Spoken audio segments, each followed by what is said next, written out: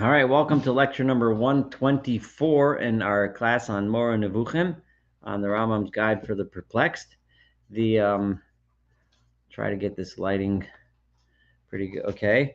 And we are, when I say page numbers, for those that are first watching this, I'm using the Shlomo Penis edition of the Guide for the Perplexed, and we are currently on, we're almost at the end of chapter 40, of part 3 of the guide. We are on page 557. That's 557. Beginning the second paragraph on the page, as for the commandment regarding, that's what we're about to start.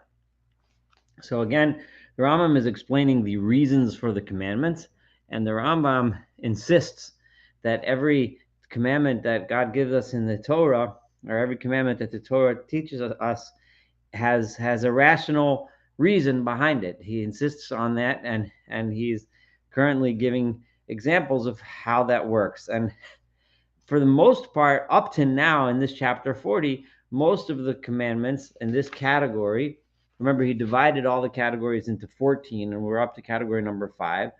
It was the issues of damages for one person to another, and paying back someone for damages, or murder, or someone who kills, so on, by accident, things like that.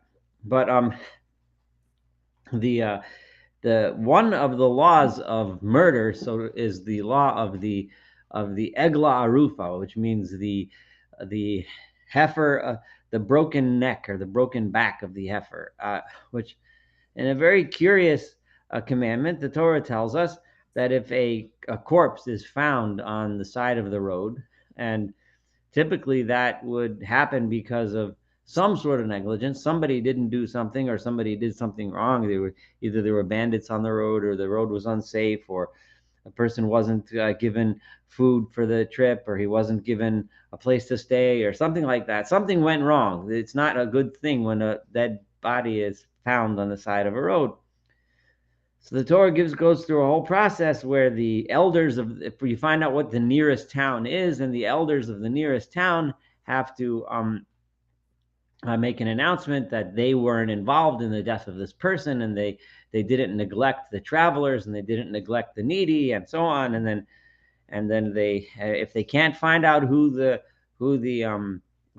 perpetrator was that was responsible for this person's death, they would break the back of a heifer on the site where the body was found. And it's a very unusual, a very weird sounding commandment. So, like, what's going on? What is this about? Like, what is this? So here we're going to hear how the Rambam in his, this is one of the cases where he gives us a reason, and I'm interested to see whether you guys like it or not, but a logical, reasonable reason for something that seems, it's almost typical of the unusual things that don't seem to have reasons. So here we go.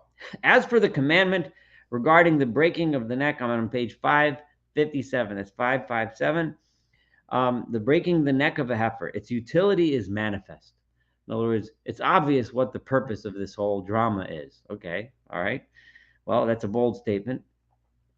And he says, for the responsibility for it, right? Whose responsibility to carry out this procedure of the breaking of the neck of the back of the heifer, the neck of the heifer, whatever? It is incumbent upon the city that is nearest unto the slain. You have to go to the city which it's closest to. So the body is found, let's say, 5 miles from town X. So you go to that, and that's the closest town. The next one is 10 miles away. So this is the closest. You go there. In most cases, the killer is one of its inhabitants. Whoever is responsible for the death of this unknown person is likely someone in the city that's closest to where the corpse was found. According to what is stated in the interpretation, the elders of that city shall call upon God to bear witness that they were not remiss in repairing and watching over the roads and protecting all the wayfarers. So the leaders of the town, when a body is found, and they have to make a declaration as part of the procedure of the breaking of the neck of the heifer, they have to make a declaration stating that they were not negligent in taking care of the people that come in, the wayfarers, people that come visit and travel to and from their city. I want to stop here for a second and have oh wait, let me read the next sentence and then I'm going to say what I was about to say. His having been killed in spite of this is not due to our having neglected the general interests. We were not irresponsible as leaders of this town. Now that's a very broad statement. I'm trying to think. Try to imagine for a moment. Pick your town anywhere in the United States. Okay, I think all of us here live in the United States, but if you live somewhere else, imagine that wherever that might be. And a body is found on the highway, right? There's an accident, something happens. No one knows what happened, what the story was, a hit and run, something like that. Do you think that the mayor and the city council are going to be able to honestly get up and make a declaration that we were responsible? We made sure all of the roads were taken care of and paved properly. We made sure all the traffic patterns were proper, all the traffic lights were working. We made sure that there was enough gas stations and that the wayfarers had enough food and money to travel, and it was safe. We made sure there was no bandits, no road rage, no nothing. In other words, the entire city council, all the political leaders have to basically be able to honestly state that they bear no responsibility for the death of this unknown person.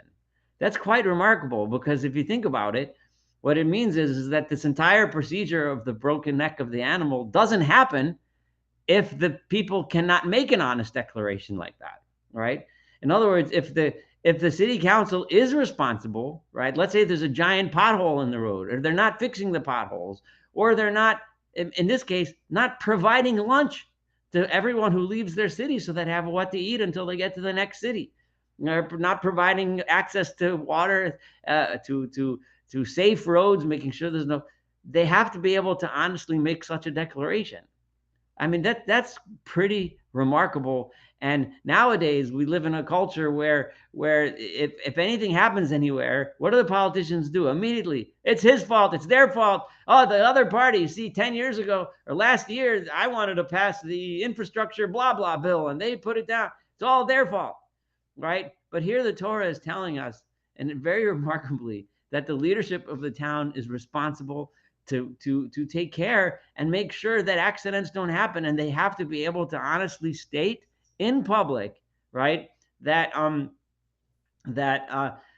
they did not neglect their responsibilities as the leadership of the city. So in other words, so for starters, this entire process of breaking the neck of the animal doesn't happen if the leadership was not responsible in their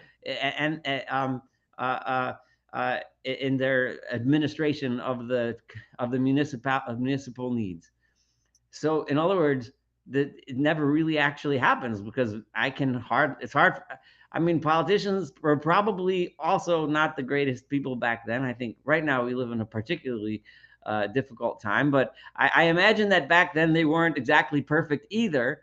And if they really honestly looked in their actions as administrators of the city, I'm sure they'd find, we could have done a better job. And if that's the case, then the whole thing doesn't happen. But it's more than that. So let's continue. Furthermore, Rambam says, we do not know who killed him, right? So what happens when you have this whole drama of the heifer, right? So it causes a stir. Everyone is saying, oh, the elders of the town are standing making this declaration and this and that. So everyone's going to start talking, right? That necessarily in most cases, there will be many stories and discussions among the people because of the investigation.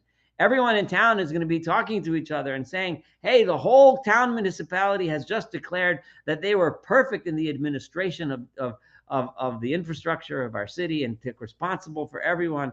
So what happened? How did the guy get killed? Do you know this guy? Do I know this guy? I think I saw that guy. Last week he was hanging out at the 7-Eleven and, homeless, and nobody was giving him a sandwich. Right? How come we're not helping the homeless? Someone would have said, hey, you know what? I think I saw, there was a guy that was bothering him. I wonder if he's the one. Now, do you know that guy? Everyone's going to be talking about the story, right?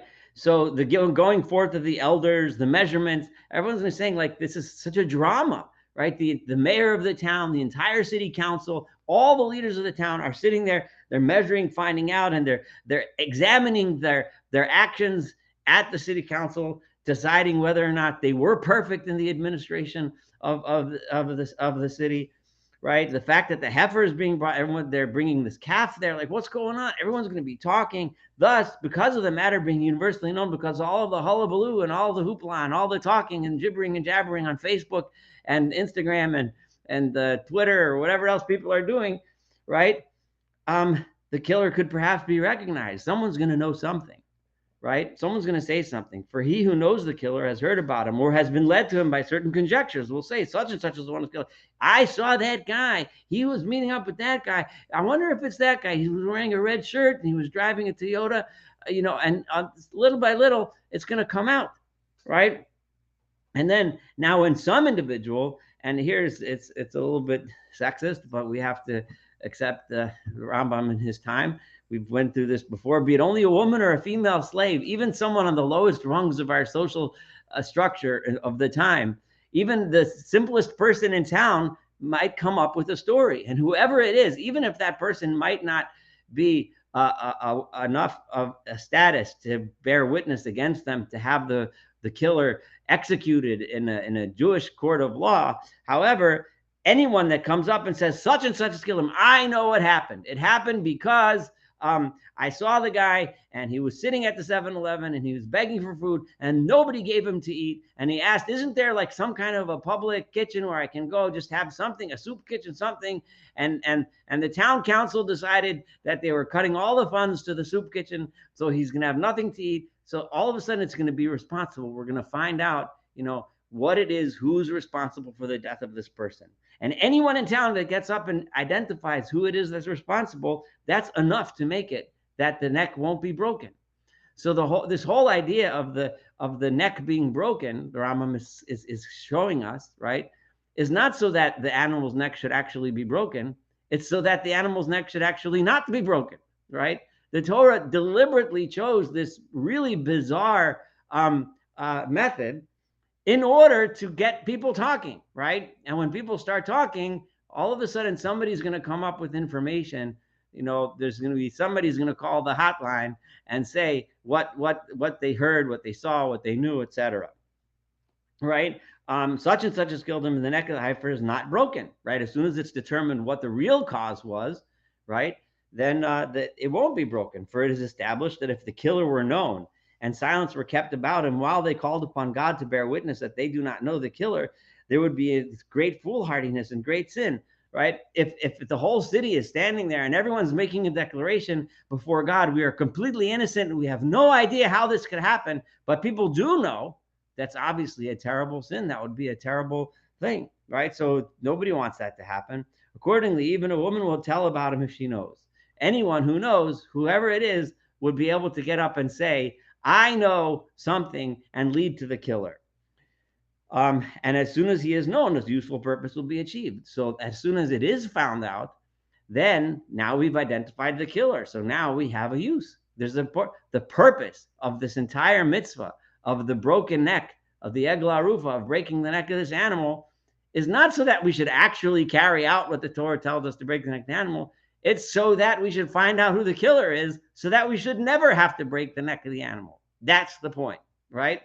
So as soon as he is known, for even if the court does not sentence him to death, obviously the kind of evidence that might come out may not be enough evidence to execute the person in a Jewish court of law. For anyone that's learned Masechah Sanhedrin, which we recently did in the Daf Yomi, they would know very well that in a Jewish court of law, according to halacha, to actually carry out a real death sentence is virtually impossible. I mean, it practically almost never actually happens, and almost throughout history practically never happened. However, but it's still important for us to identify them, because even if the court cannot sentence him to death, the ruler will kill him. In other words, there's the ruler, meaning the king or the governor, right? The Rambam understands, and it's understood throughout halacha that the Jewish court of law is one system of justice, but the secular system of justice that exists can take care of this murderer and put him in jail or execute him. Depend, in the Rambam's times, it would have been that he would have been hung. So that's what would have happened, right? So, and if the ruler doesn't kill him, then the avenger of blood will do it. Somebody will carry out the execution or the justice against this person, for he will use stratagems in order to take him by surprise and kill him, etc. Accordingly, it is clear that the utility of the commandment concerning the breaking of the neck of the heifer is to be found in the fact that in this way the killer becomes generally known. The point of this whole drama is not because the Torah actually wants this drama to happen. It's because the Torah wants the word to get out, the news to get around, the story to get around, right? This notion is corroborated by the fact, and I'll even giving you some evidence that I'm right, because why is it that the Torah says that at the spot where the heifer's neck is broken, right, it should not ever be tilled or sown? You're not allowed to use that land. Now, obviously, land is always an very important resource, right? You need land to grow food. Consequently, the owner of that land, and I just turned the page to 558, the owner will use all stratagems and investigate in order that the killer be known. He has a very strong vested interest in finding out what's going on, because if this thing is actually carried out, he's going to lose access to his property, right? So and thus the heifer will not have her neck broken, and that consequently his land will not be prohibited for him forever. So here you have kind of an ingenious solution to a very awkward mitzvah. Rambam here is explaining the reasons for the mitzvot, and we have this mitzvah, which is a classic mitzvah in terms of one of these extremely inexplicable ones, one that really doesn't make that much sense on the surface. And the Rambam explained to us that what this mitzvah does is, the purpose of it is not so that it actually happen, but the purpose of it is so that people should talk, and eventually the killer should be found, or like we started, or the leaders of the town, and those of you that just joined missed that little part, which I think is important. The leaders, the politicians of the town have to take responsibility. They'll be forced to take responsibility for their inaction and their ineptitude at setting up a support system within their city that allows for safe passage. People should be able to travel safely from place to place. And if people come to the town, they should have food to eat, a safe place to sleep, et cetera, et cetera. And they shouldn't be, God forbid, end up dead on the side of the highway someplace. So there, that completes chapter 40 and the Rambam's explanations for those mitzvot. So I think this was so some of the inexplicable mitzvot that Rambam has dealt with so far. For example, the mixture of kinds like shatnez, wool and linen, or things like that. He explained by showing how that they have their origins and roots in avodah zarah and in idol worship, and because there were practices that were typical of idol worship. So the Torah is prohibiting us from that in order to teach us to stay as far away from idolatrous practices as possible. This particular one, he had a completely different but ingenious way of explaining an otherwise inexplicable mitzvah, which now makes sense according to the Rambam. So, I mean, you may or may not like his explanation. I'm curious to hear what people have to think before we go on to chapter 41. Any comments? I think it's very imaginative and clever. Okay. Yeah. Do you think it's true? Does it smack to you as the real reason or not? Or you're not sure? What other explanation could you come up with? I don't know. I don't have any other ones. So I'll take this one. It makes sense. I mean, I wouldn't have necessarily expressed it in exactly the same way, but it's interesting. It's certainly interesting, thought-provoking, and like you said, clever. So there you have it. So the next, if anyone else has any comments, go ahead before I move on. All right, so we'll leave it there then. Feel free to cut me off if you want to later as we hit chapter 41, which I doubt we'll finish today because it's kind of long. But yeah, there's no way we'll finish it today. It's very long. But anyway, regardless, let's get to it. So the next one is the sixth class of mitzvot, and these are concerned with punishments, right? So I think you're going to find a lot of things he says in this chapter very interesting. Some of them may or may not conform with the way in modern times we think about crime and punishment, um, and the nature of punishment. Is it a punishment? Is it rehabilitate? Should it be rehabilitated? I mean, we have different kinds of attitudes today, especially in the more liberal circles of today, towards punishment. But regardless, we're going to learn a lot from what the Rambam has to say here about not so much, well, of course, what he's talking about punishments, but also um, how he understands the nature between the mitzvah as it appears in the Torah and the halachic analysis and how it's applied after the rabbis and the oral tradition take it apart and give conditions and changes and so on and so on, and how it's applied in practical halacha. And I think you'll find it very interesting. But before I go on, I see Yosef has a hand up, so fire away. Yeah, I heard a class from Rabbi Gladstein maybe 4 or 5 years ago. He Mm-hmm. said that there's four main philosophies of punishment.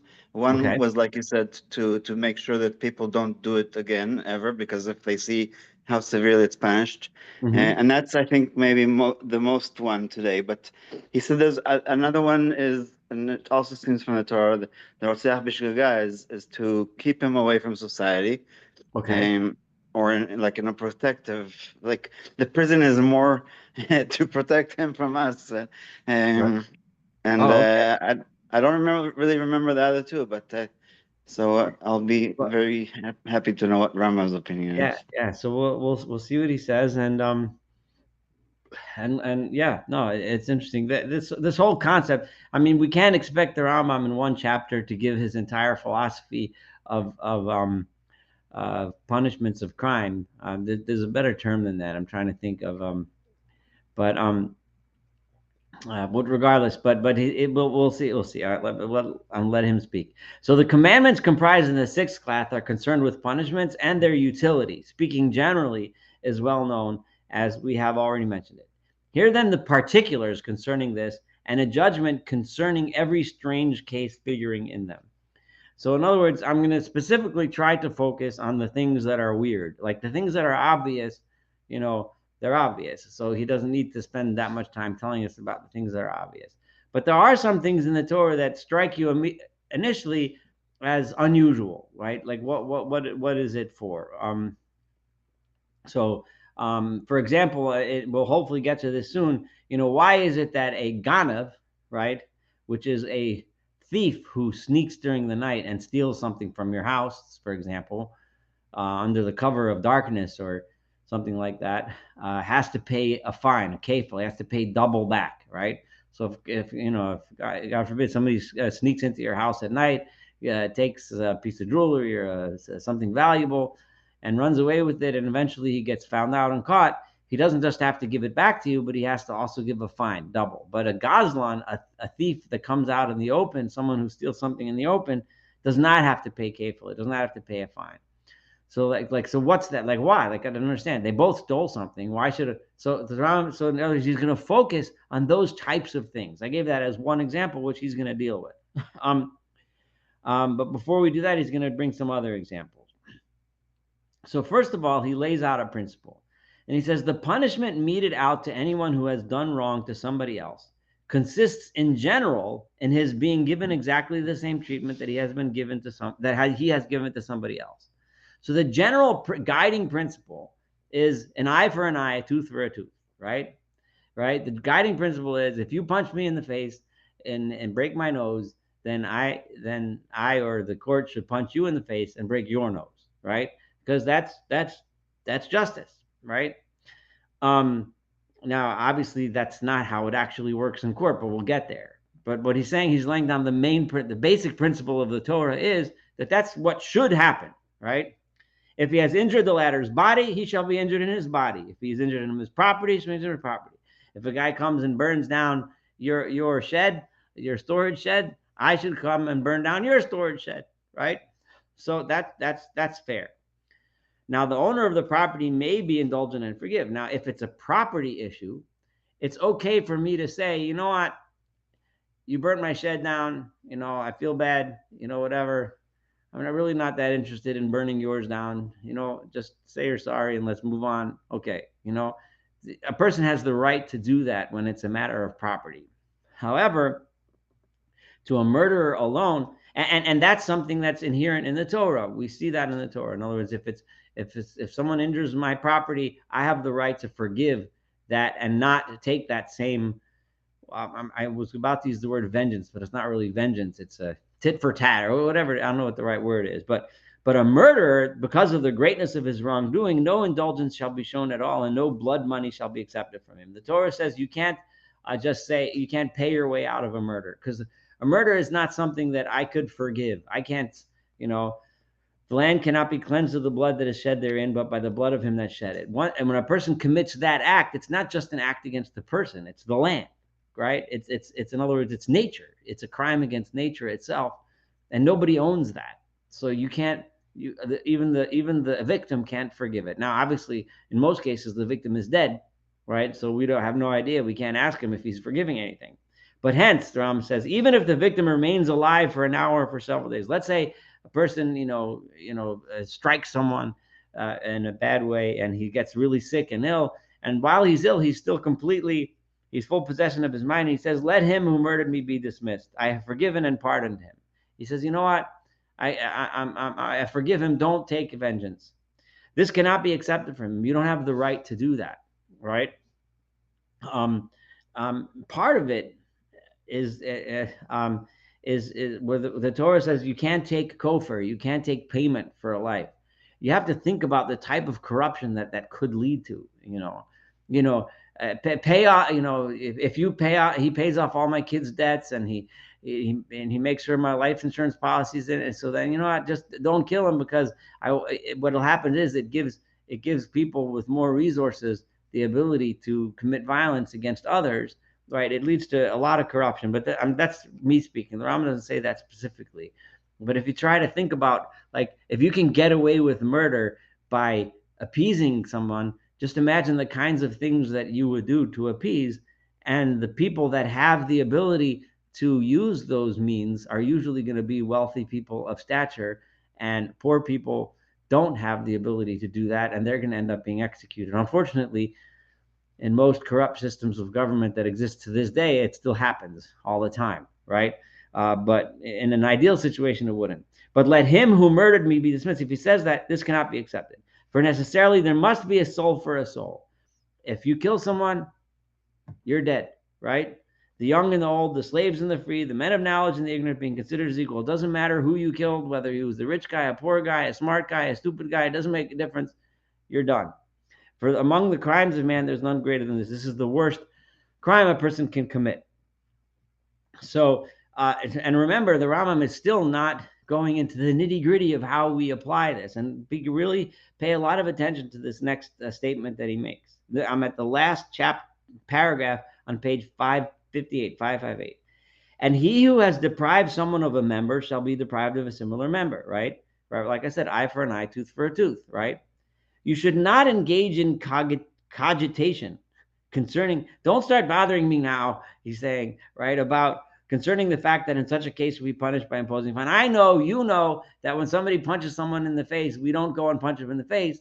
We assess a fine, right? We assess what's the value of punching someone in the face, how much damage did you do? And we try to put some kind of monetary value on that, and we force you to pay a fine. But don't ask me about that, Rambam says, because at present, my purpose is to give reasons for the biblical texts. I'm here now to explain, to understand what the Torah says and why, right? Not for the pronouncements of the legal science. In other words, that's halacha. Not to talk about all the halachos, all the law and the discussion that comes afterwards in the rabbis and the Gemara and Shulchan Aruch and so on and so forth, and how we actually apply the rule. With all, I have an opinion concerning the provision of legal science, which should only be expressed by word of mouth. In other words, it's true, right? We can talk about the legal science, but that is in the Torah Shabbal Peh, right? That is all in the tradition that we discuss, we debate, we decide how to enact, do the best we can, right?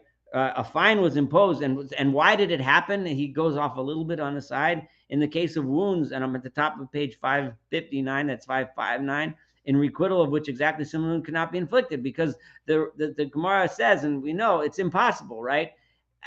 If I punch you in the face, how can I get punched back with the exact same force, cause the exact same injury with the exact same amount of pain?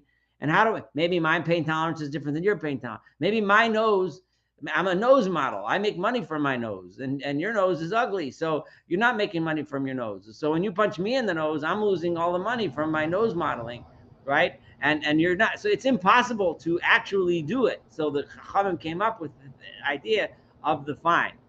Now, when I know I said the Chachamim came up with the idea. So some people might, well, is it tradition? Is it Masorah? Is it Moshe Sinai? How is this received? You know, what did the Torah really mean when it said it? The Rambam told us, don't worry about it. Don't bother me with this stuff now. The point of the Torah is, though, that of the actual rule of Torah is that in an ideal situation, what we're going to try to do, what we want to accomplish, is an actual eye for an eye, right? So, and this is true. We've had it a little bit before, and we're going to have it again.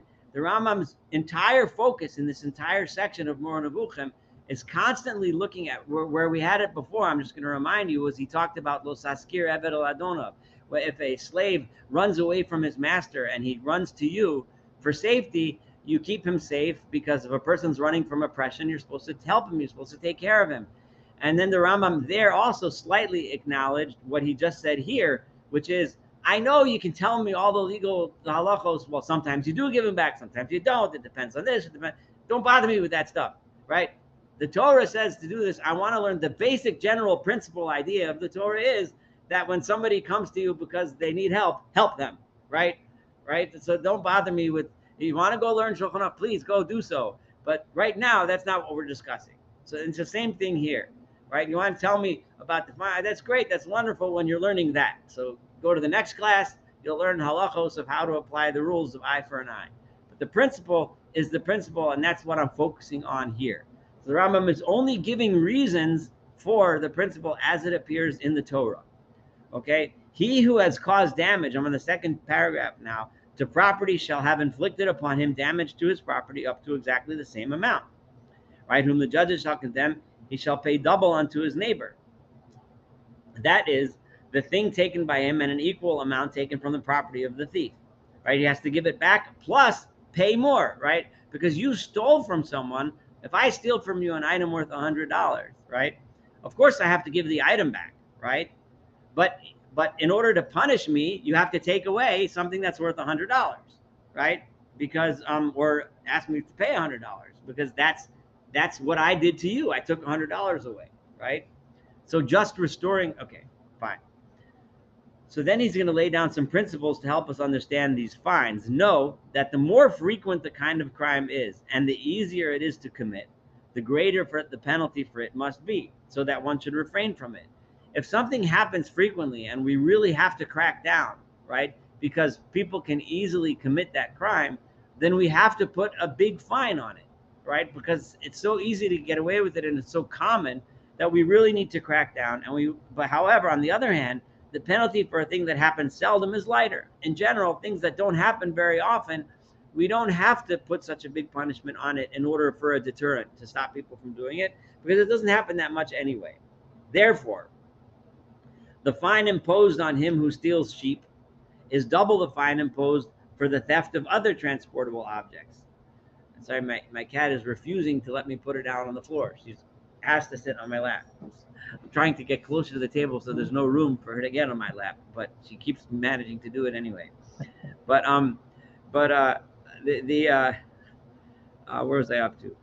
Oh, so the Torah says that Dalet V'Hei, if you steal a sheep, right, and then you go and you slaughter the sheep or you sell it, right, so there's a fourfold. You have to pay 4 times, right? If it's an ox, if it's a bigger animal, it's different. So I refer to the fourfold reparation, the condition being that he has let them go out of his possession by selling them or has slaughtered them. For they have always been stolen in the majority of cases. Why is it that people steal sheep? And how does this usually happen? It usually happens They're in the fields where they cannot be watched over the way it is possible to watch over things that are in towns. Sheep are usually wandering around, grazing. This might be a shepherd watching a flock of many, many sheep. However, it could be 100 or 200, who knows? It could be a whole bunch. And they're wandering around out there. And it's very hard to really keep track of all of them. Somebody can sneak behind the rock, and when a sheep wanders off in one way, he can grab it without somebody looking, and the guy hardly even notices because he had 100 sheep before, now he has 99. How do you tell the difference? How do you know? So therefore, those who steal them generally make haste to sell them. What do they usually do? They'll quickly run with the sheep that they just stole and run into town and sell it on the sheep market as quick as they can, or slaughter it and sell the meat as fast as they can, right? So that they should disappear. And this way, the sheep will be gone. It'll be sold off to the next town, and no one will ever know. And finished. That's be the end of it. Or so it's going to be somebody's dinner the next night, and it's going to be the end of it, right? So hence the penalty for such cases of theft, as are in the majority, is greater. Now the fine imposed for the theft of an ox, however, what about an ox, right? It's a big thing. So what's the fine there? It's even greater by the value of the thing stolen. For is it easier to steal them? It's much easier to steal an ox than to steal a sheep. Why? For sheep graze together so that the shepherd can see all of them. Usually a person has a flock of sheep, right? And this is generally true. I mean, I drive past tons of cattle pastures every day, back and forth, going from my home to wherever I'm going. And, cattle often, I'm not an expert in these things. I just tell you what, just driving by, what I see, right? So, I mean, they're generally in the same area, but cows, they wander off alone, or one or two of them in different directions. They're not, you never think of it's not, so it's harder to keep them together. They're more slightly more solitary than sheep are, right? We all seem to flock together. So the shepherd can see also. If you're watching a whole bunch of oxen or cows in a pasture, it's very hard to keep your eye on all of them. So and in most cases, it's only by night that when you steal sheep, it's usually you have to really be more crafty. Oxen, on the other hand, graze far apart from one another, as is mentioned in the agriculture, this book, so that the shepherd cannot watch over them, and accordingly, they're more often stolen. So because it's easy for the cow to be off in a place where he can't be seen, so therefore they have an even heavier penalty. Because they're more common to be stolen, we need to put a heavier penalty on. Similarly, the law concerning false, anybody can stop me. I'm trying to kind of run through this, but he's just giving logical reasons to things which otherwise seems arbitrary, and he's showing how it's not arbitrary, right? Similarly, the law concerning false witnesses. If a person, Adam Zomerman, we're just finishing Masechet Makot now, if those that are learning the Daf Yomi, and we had a whole chapter on the laws of false witnesses. If I bear false witness, or if someone bears false witness, and then it turns out that they're making up the story, so the Torah says you do to the witness what he was trying to do, the punishment he was trying to inflict on someone else who was actually innocent. So if they wish the one to be ordered to be killed, they'd be killed. If they wish to be flogged, they'd be flogged. If they wish to be fined, they'd be fined. All of this intention is to make the penalty equal to the crime. That's the bottom line. Penalty equals crime. And this too is the meaning of the expression righteous judgments. That's what it means. What is a righteous judgment? A righteous judgment is where the penalty equals the crime. The fact that a robber does not have to pay something additional as a fine. Okay, so here is the difference of a robbery and a thievery, right?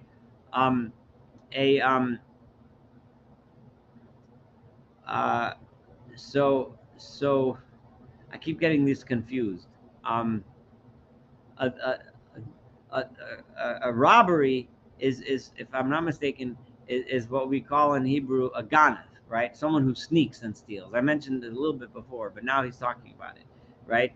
So whereas a thief is a person that grabs a thief, a typical imagination is a thief, a guy who runs down the street and grabs a woman's purse and runs off with it. That's the typical thief, right? Or a guy walks over to a kiosk and snatches some goods off the table and runs, right? And he runs off into the crowd and nobody finds him and he gets away with it, whatever. That's a thief, right? A robber is the guy who sneaks into your house at night. So so the reason why is because robbery is so rare. That's why he pays more, right? and he goes in a little aside. I'm at the top of page 560 of the fifth part of the Chomesh that you have to add. He's just, I'm an aside for those that are familiar with the halacha, familiar with the law, that if he takes a false oath on a gazela, this is a thief, a person that steals in the open, and he's a false oath, he has to pay an extra fifth. And the Rambam is just saying, but that's just for the false oath. But for the actual thievery, all he's supposed to do is return the item, right? For the calamity of stealing is more frequent than robbery. It's much more frequent that people steal things in the open than the thief that sneaks into your house at night. For a theft is possible in all places, right? It's everywhere. People are walking around the streets and they have jewelry, they have watches, they have purses, they have cars, they have things, they have items, and people can grab them and snatch them and run, right? Furthermore, both things that are in the open and those that have been hidden away and safeguarded with care can be stolen, right? Right? A thief can steal things in all kinds of circumstances, whereas only things that are in the open and exposed to being perceived can be robbed. So that a man can safeguard himself and take precautions against a robber. You can put an alarm on your house, you can lock your door, you can close your windows, you can have a neighborhood watch program. You can have all kinds of things you can do to stop people from breaking into homes, right? Or to keep the things in your house safe, right? Making preparations against them. But you cannot do this with regard to a thief. It's much harder to protect yourself from the guy who grabs your purse. You have a purse and you're walking in the market and the guy grabs it. Moreover, the robber is known so that he can be summoned and so that one can try to make him give back that he was taken, whereas the thief is not known. For all these reasons, the thief, but not the robber, is sentenced to pay a fine. That's why the more common one has to pay a fine. Introduction. So that was the explanation for that. And I'm sorry if I keep getting the terms thief and robber confused, but I think you got the idea. So I'm not going to really spend too much time on this, but I still confuse the two terms. And okay, so I think I'm just going to let her sit on my lap because she's insisting, and there's just no way I could get around it. So if you see my cat's tail in the thing, then that so be it. All right, introduction. Know that whether a penalty is great and most grievous or small and easy to bear depends on four things being taken into consideration. So here he is going, I guess this is for Yosef, a little bit into the theory of how to determine what the proper punishment is for a crime. So what kind of penalty, how big the penalty is dependent on four basic things about the particular crime, right? The first is the greatness of the crime, right? How bad is it what you did, right? For actions from which great harm results entail a heavy penalty, right? If you do something really bad, and he already gave the worst example, which was murder, but then you get a really big thing, and then that's I think that's probably true about just about any system of justice, including our own. You do a little misdemeanor, you get a little slap on the wrist, and you do a terrible felony, you get a lot bigger slap on the wrist, or jail, or whatever, right? Done. Whereas actions from which only a small and slight harm results entail but a light penalty. The second is the frequency of the occurrence of the crime. For a crime that occurs rather often ought to be prevented by means of a heavy penalty, whereas a slight penalty suffices to prevent one that is rare in view of its rarity, right? So something that happens a lot should be punished with a heavier penalty. I'm not sure that we see this that much in modern law. I don't know. I'm not an expert in these things, but like the things that everybody does, usually we look the other way. But maybe that's not really what he means, though. Like, we're talking about bad crimes, and if things happen a lot, you have to crack down. Like I remember, in the '90s when they passed all the tough drug laws, in the Clinton presidency days. They cracked down, right? They made all these laws, like 3 times you're out laws and all these things. They did that. Why? Because drugs were so rampant. The crimes were so rampant. I'm not here to argue whether that was a good idea or a bad idea. I'm just saying that was the idea, right? That because it's happening so much, we need to levy a serious penalty.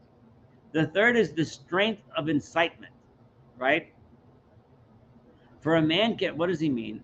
right? For a man can be made to give up a thing towards which he is incited, right? Right? How much is a person driven to commit that crime? Like, what's the desire to do it? Rambam is not going to use the example of drugs, but I think I'm thinking about it. It's a great example, right? The assuming you look at the use of drugs as a crime, right? Or for that matter, the lucrative sale of drugs is so lucrative that they draw to that crime of either dealing with or using drugs, right? It's such a huge draw. So then you might need to levy a higher penalty in order to keep people away from it, right? Whereas if the crime is something that nobody is really interested in doing, then there's no reason to do, or a lot less interested in doing that crime, then there's less of a reason to have a heavy penalty.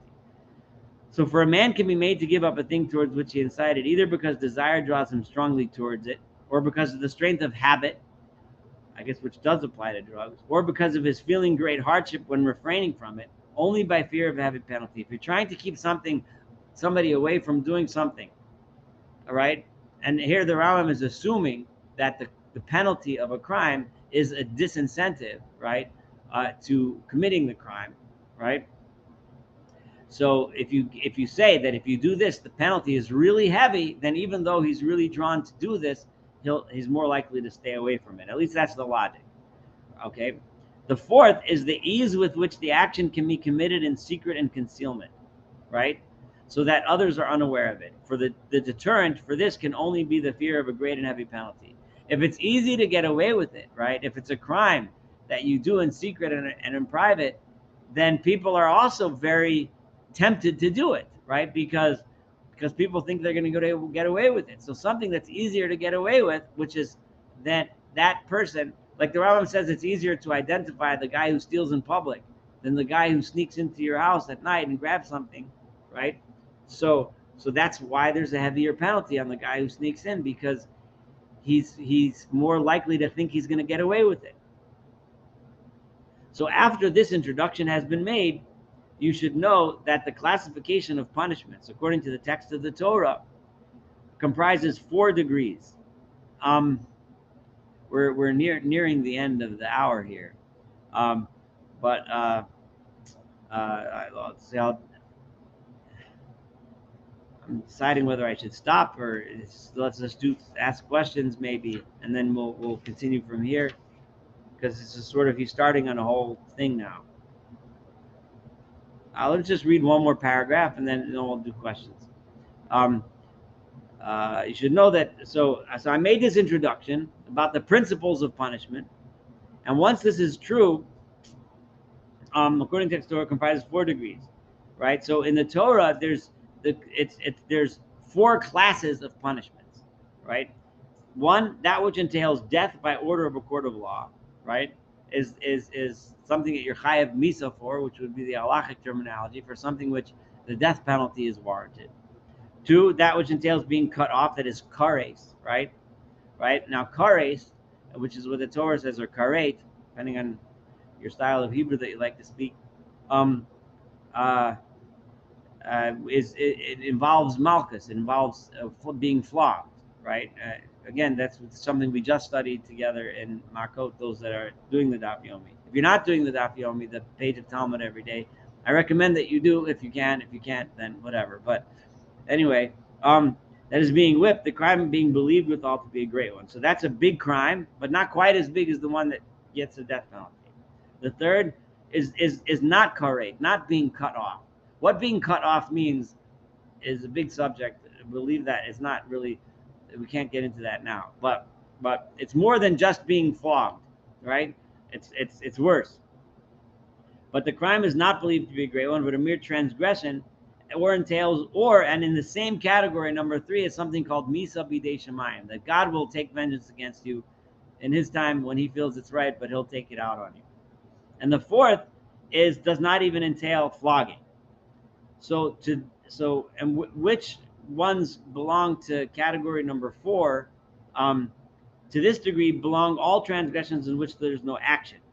It's not where you don't do anything. Alav shein b'maisa ein loken alav. That's the halachic phrase. A a prohibition that involves no actual action on your part does not engender getting flogged. Except vain oaths, there is an exception when a person takes an oath because of the belief one ought to hold is to glorifying him, may be exalted, and there's other exceptions. I said I was going to do this whole paragraph, even though it's like a whole new thing, and we have like 5 minutes left. But the other exceptions are the substitution of an animal for one previously chosen for sacrifice, in order that this should not result in sacrifices consecrating to him being held in light esteem. Which there, I guess he just gives a reason. There's so much here. I just feel like it's inadequate for me to rush through it. But so the punishment for flipping one of God's sacrifice, to flipping it, meaning saying, oh, I'll do this animal instead of that one, or this animal instead of that one. The Rambam is saying we need to take it seriously, right? And this person is taking license esteem and cursing one's fellow man in the name of God, using God's name to curse someone. Those are the only cases where there's no actual action, because they're done verbally, right? When I say I'm taking this animal instead of that one, or I take an oath, or I curse someone, right? I'm not. That's not an action. That's just saying something. For in the opinion of the multitude, the injury resulting from curses is greater than that which may befall the body, right? People think that this is something terrible. Therefore, when you use this very there's a real wink here, what the Rambam just said, right?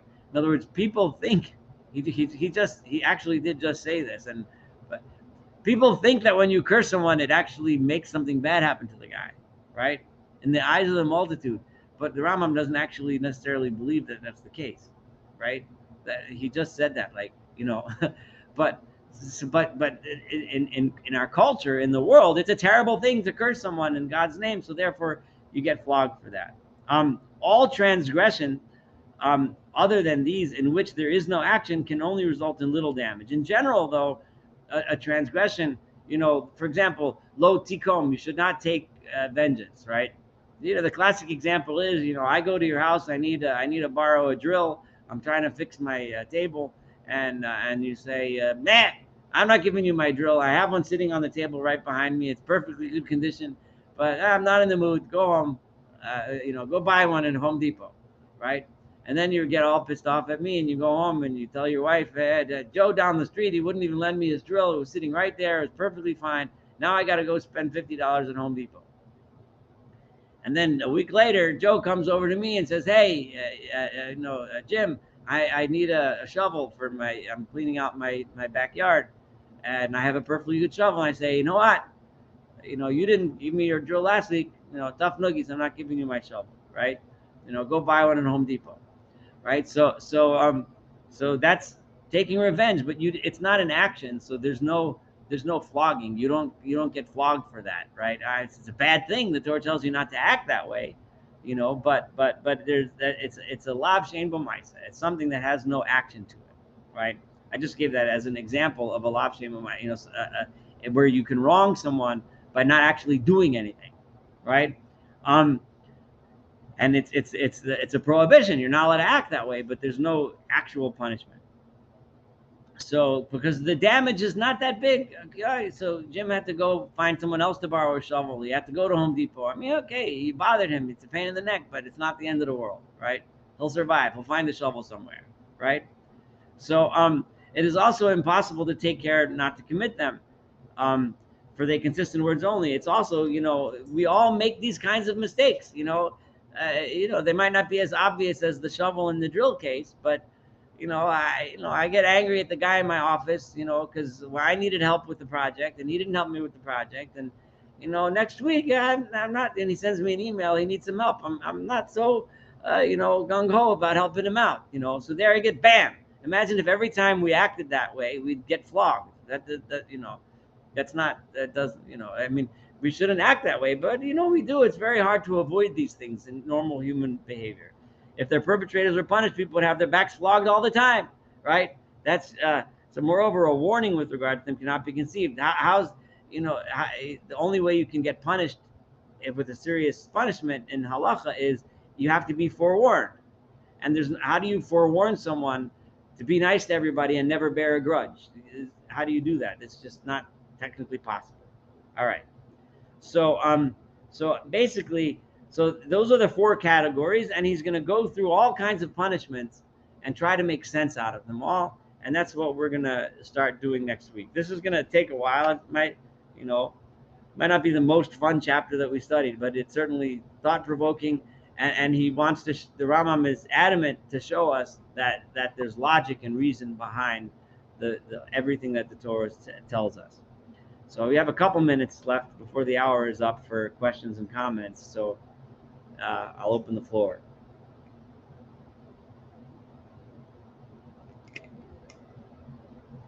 I think my cat got bored of the lecture. She was interested, and now she's off doing her thing. So, all right.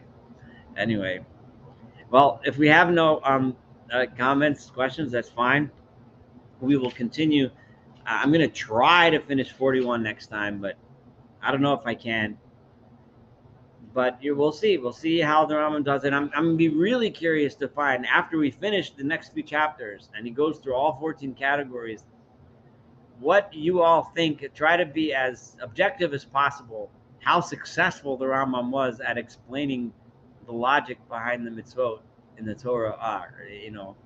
You're probably already forming an opinion. I'm curious to see what you come up with at the end. All right.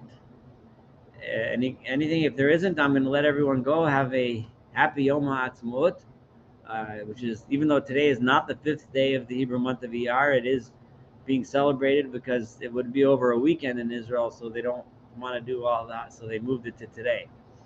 But regardless, have a wonderful Yom HaAtzmaut, Israel Independence Day, and maybe see you next week. Thank you, Saul. Thank you. That's good. Thanks, All right, Saul. Take care. Bye-bye.